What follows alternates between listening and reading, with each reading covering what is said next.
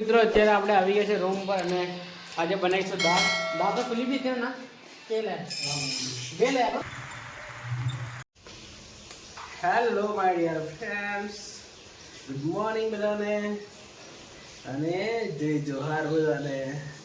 તો અત્યારે આપણે ઉઠી અને સ્નાન કરી લીધું છે. ફાઇનલી વાગ્યા છે 7 વાગીને લગભગ 40 મિનિટ જેવી થઈ ગઈ છે. હવે આપણે જવા કરીએ છીએ લાઇબ્રેરીમાં. તો બી બતાવી દઉં સામનેનો કેવો છે.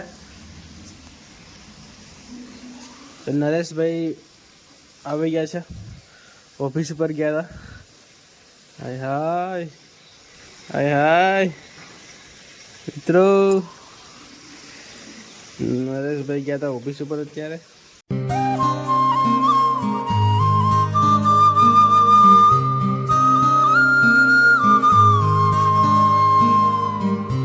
તો મિત્રો ફાઇનલી અત્યારે આપણે આવી ગયા છે લાઇબ્રેરી અને કોમ્પિટિશન તમે જોઈ શકો છો. This is competition. મિત્રો શા નાસ્તો આવી ગયો છે, જોઈ શકો છો. આટલો નાસ્તો લીધો છે અને અચ્છા તો અનુજભાઈ સ્ટાર્ટ કરી નાખ્યું છે, આપણે પણ સ્ટાર્ટ કરીએ બરાબર. મિત્રો અત્યારે આપણે આવી ગયા છે રૂમ પર અને આજે બનાવીશું દાળ. દાળ તો પેલી બી છે ને કે લે બે લે કોણ વે લાગે બસ. આ દાળ બનાવીએ અત્યારે અને દાળ ભાત બનાવીશું. અને આ બધા વાસણ માંજવાના છે ને હું ફટાફટ માંજી નાખું. આ બધું માંજવાનું પડ્યું છે તો ફટાફટ માંજી નાખીએ આપણે. અને પછી તમે જુઓ કેવો માણસો કેવો માંજવું બધું. મિત્રો ફાઇનલી આપણે રાસણ માંજવાનું સ્ટાર્ટ કરીએ બરાબર. ગવર્મેન્ટ એક્ઝામની તૈયારી કરતા હોય ને તો આવું બધું કરવું પડે વાલા. તો આમનું આમ ના થાય. પેલું કે શું કહેવાય પેલા ડાયલોગ તમારે ખબર અને રેખાવાળો આમનું આમ ના થાય. રેખાવાળો ડાયલોગ ખબર છે તમને? મને કોમેન્ટ કરજો. એ ડાયલોગ તમને ખબર હોય તો કોમેન્ટ કરજો.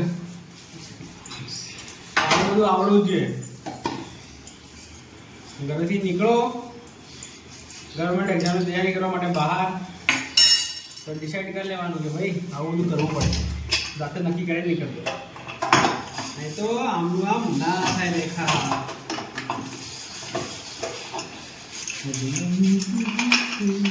અમુક મિત્રો શું કહેવા કે તમે લોકો તો એટલે અમને લાગતું હતું કે તમે લોકો પાસ નહીં થયો એમ, તમે તો રખડો છો એમ બહુ. તો મિત્રો તમને કહેવા માંગુ છું, એટલું કહેવા માંગીશ કે અમે છે ને દિવસનો ખાલી 7 મિનિટનો વિડીયો બનાવતા હોઈએ છીએ. એમાં તમને બધું ના બતાવીએ કે અમે શું કરીએ છીએ આખો દિવસ બરાબર. તો અમુક ઇન્ટરેસ્ટિંગ પોઈન્ટ હોય ને એ જ બતાવીએ. બાકી અમે અંદર તો બહુ બધું કરતા હોય છે, બહુ બધા કામો હોય છે અમારી જોડે. શું કેવું એમાં તમે સમજી જાઓ. 7 મિનિટ પછી આખો દિવસ આપણી અમારા જ હાથમાં છે બરાબર. 7 મિનિટ પછી લાઈફમાં બહુ બધું થાય દિવસમાં. તો એવું ના સમજવાનું કે આ લોકો આવું કરે છે તો કોઈ દિવસ સક્સેસ ના થાય બરાબર. પેલું કેવું કહેવત છે પેલી આધીના દાંત સાવવા માટે એક અલગ હોય છે અને બતાવવા માટે એક અલગ હોય છે. શું કેવું? વાહ વાહ, શું જુગાડ કર્યો છે બરાબર. તો સલામ છે આપણે પૂનમભાઈના ડેડિકેશનને, કારણ કે અહીંયા કામ કરતા કરતા પણ વિડીયો શૂટ કરે છે ભાઈઓ.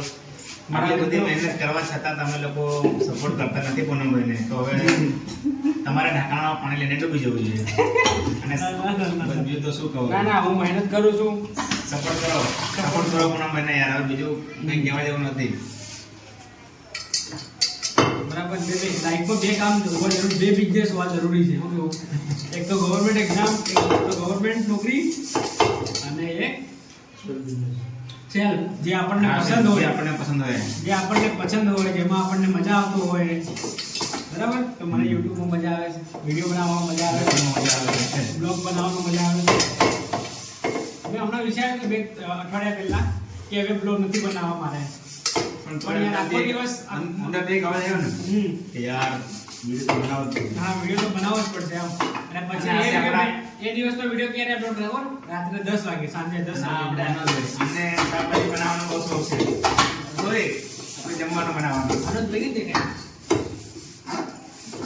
આ તે આપણા અનુજભાઈ, અમને જમવાનું બનાવવાનો બહુ શોખ છે, તો જમવાનું બનાવે સાઈડમાં, બરાબર. એટલે કદાચ તમને એવી જગ્યા પર નોકરી મળે કે જ્યાં શું કહેવાય આપણે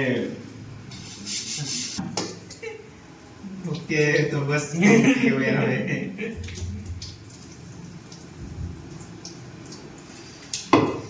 તો મિત્રો બહાર રહેવું એટલે જેવી વાત નહીં યાર.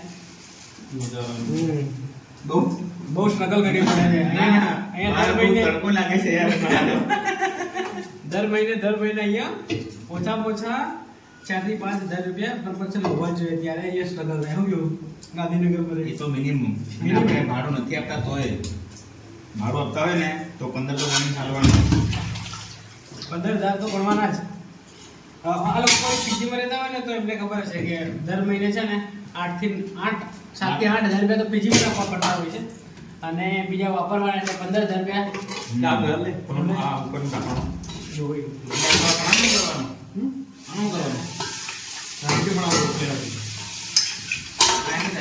તૈયારી કરો, ખાલી ક્યાં રહેતા હોય ત્યાં ઘરે રહેતા હોય તો ઘરેની તૈયારી કરો, ઘર ના કરો. મહેનત કરો ભાઈ, મહેનત કરો. મહેનત છે આપણા યુનિટ માટે તો બહુ સ્કોપ છે, બહુ.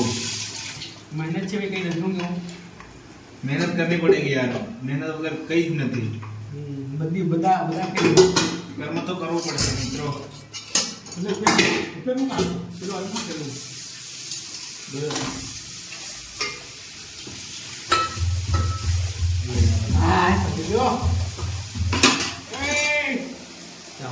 શું કરા લ્યા? આમનું આમ ના કરાય, આમનું આમ બધું.